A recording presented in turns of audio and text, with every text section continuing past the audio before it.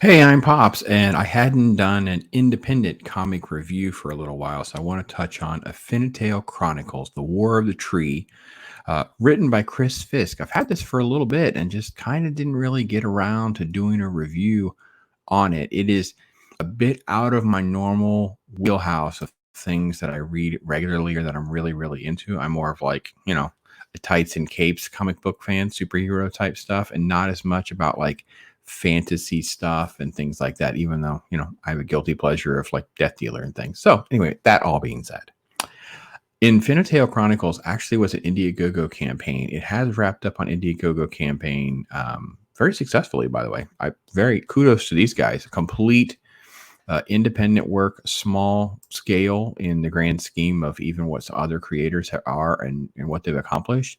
But it's also part of a first book, a first chapter in a much larger scale plan that Chris Fisk is putting together and that he's finally bringing to light after years of being a creative in other ways. And he's now rolled it out so you can actually get it on Amazon as well. So I'll have that link in the description for you. We'll pull that up in just a moment. So first, let me get to the book itself. This is what the book looked like that I got. I will tell you that it came beautiful condition, beautifully packed. In fact, this was the Indigo campaign. It kind of shows you when you scroll down, you can see this is the standard version. You can see right here what it looks like. It came in this incredible box with a few little perks and stuff like that came with it. And it is, let's go down to some sample art real quick before I get to the story. So this is kind of how it opens. And you get into these different concepts here. So I'll pause right here because this is really kind of a great way to look at a little bit of the perspective. So it centers around a universe, a place, a world where you have these elves, and there's a lot of sort of like mythos and folklore around their origins, and they live amongst these giant godlike creatures, right? And really, they appear to be able to live indefinitely. There's appear to be a life expectancy. Here's more of the art and sort of like quote their origins, possibly. But they're able to live however they kind of want. And you can see an example here of, with one exception, when certain things happen or you break certain rules and things like that, it ends very, very badly. And you can see the dark shadow. And I'm glad they don't show the next page because that is kind of like the consequences. And the consequences are very extreme, very dire, and meant to send a message to everyone else to stay in line.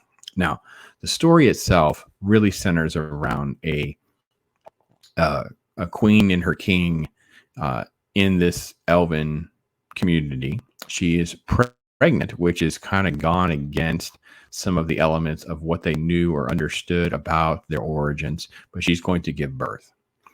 Also, one of the infrastructures of their community is that the gods will have this harvest, this sort of culling. And what has happened is the lot has landed on the exact day that her pregnancy ends. She goes into labor, and her new baby has been born. And the baby has a name, and the name comes up. The name's on the lot. Basically, the baby's going to be killed, be sacrificed. And she's like, no, oh no. So we got mother scorn versus God's might, right? Oh, I'm sorry. He has it in his description. He says, it all began with the birth of an ill-fated son to a royal family. Can a mother's right overcome a God's might? Wow. Yeah, okay. The opening tale of the War of the Tree saga begins a mystery uncovered from the fevered dreams of an ailing queen. I'll stop there because this is what happens in this thing. You have this conflict of her trying to come with grips of what to do. She's not interested in sacrificing her newborn baby for this, cultural rule. And she's having these fever dreams of this thing that's communicating with her, telling her to go to these ruins, telling her to go to these things and find out the truth, find out more. And she's not really able to do it. There's a lot of elements kind of like dismissing her, whether she's just having delusions and all sorts of different things. And her husband, even though I'm not sure he believes her, he's like, oh, listen, I will go to these deadly areas. It's very dangerous. Conflict ensues, but you can start to understand what their history is and how quickly that all basically gets torn down in this journey. Now, so one of my general thoughts is that the book is definitely a chapter one, right? It's a lot of setup. I wish there had been more characters kind of set up. There's like a character description in the back where it talks about the characters' names and things like that. I wish they'd kind of been in the beginning, and I wish there was like 2 more pages of it where we have a little more depth to the world building. But again, it's chapter 1, it's book 1, right? I think that if you are really into that type of fantasy storytelling, I used to read ElfQuest and Dragonlance. They were kind of big for a while.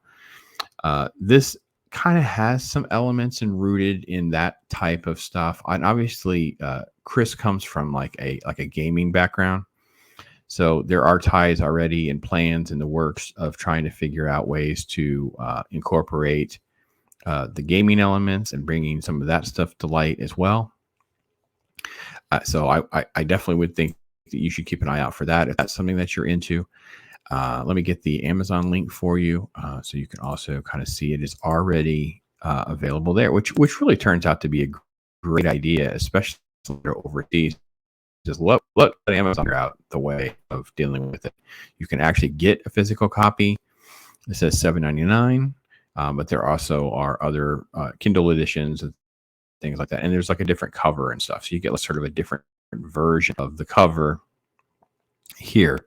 And you see the king and the queen back to back there, and there you go. So I will say, I'll look at that. It lists all the backers on the back of the book. That's pretty cool. Awesome. Very, very cool. Yeah.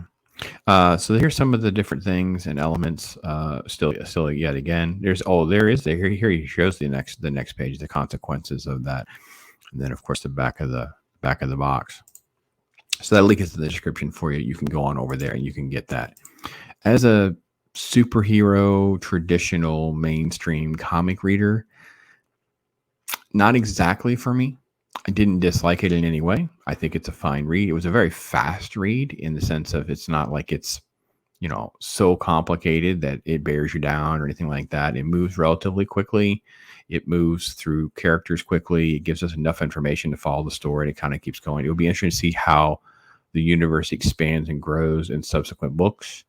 I would say there's going to be a challenge on Chris and his team to make sure that book hits market relatively quickly. They're going to have to kind of hit once a quarter, I think, at least, to kind of keep people going. You don't want to get too big a gap in between books like something like this, because there's just not. It's not like it takes you, forever to read or anything like that. It's like a graphic novel. It wasn't expensive. It was a lower tier on the financial scale. So it's not like you're putting out 30, 40, 50, 60 bucks or something for some major thing when, you can be done with it in an hour, for instance.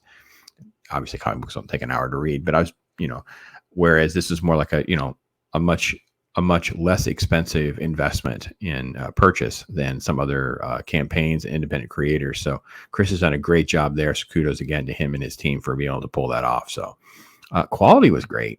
Cardstock was great. Paper quality is good. Art was good. The style was, I got to be honest, I enjoy the fact that it looks a little different and that I didn't have to have everything spelled out for me. I really enjoyed it a lot. And really, again, like if you're into fantasy stuff and things like that, I think this could be something that you could put on your radar screen. So anyway, that's my take on it. You can tell me what you think. Maybe you already have it. You give me your thoughts.